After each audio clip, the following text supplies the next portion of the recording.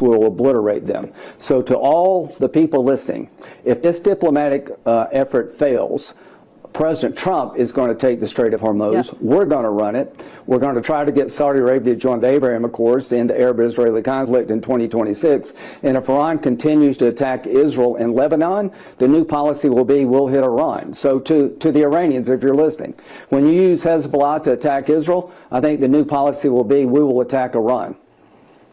What Lindsey Graham is calling for necessitates a ground invasion. And it just goes to show, one, how little these people understand what they're actually doing, and two, how little they care about the actual implications. If there is one takeaway we should have from this war and all the failed forever wars, it's that this style of military intervention, it just doesn't work. Donald Trump cannot bomb his way to success, and success doesn't really seem to be the goal. Insider stock trading certainly has been. This war has been incredibly profitable for the worst people in the country and in the world. So if that was your goal, sure. But to peace or forwarding negotiations, any leverage that we could possibly get, the military aspects of Donald Trump's plan here, they don't work. And a ground invasion is what would be necessary to control the Strait of Hormuz. So is that what you're advocating? And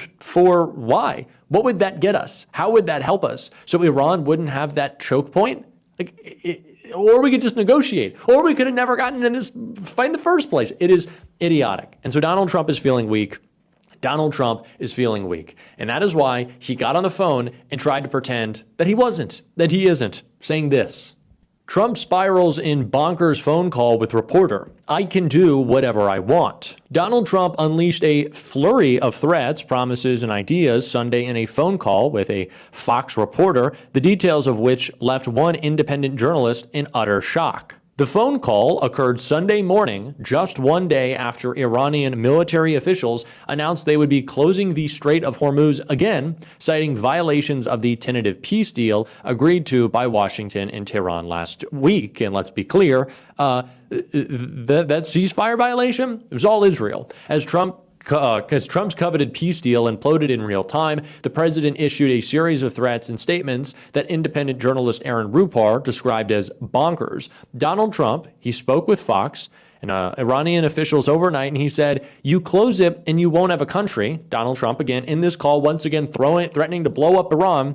He went on to tell these officials, you won't even make it back to your effing country. Trump also responded to recent comments from the Iranian president, who said that Iran would not give up its right to enrich uranium. Will obliterate them. So to all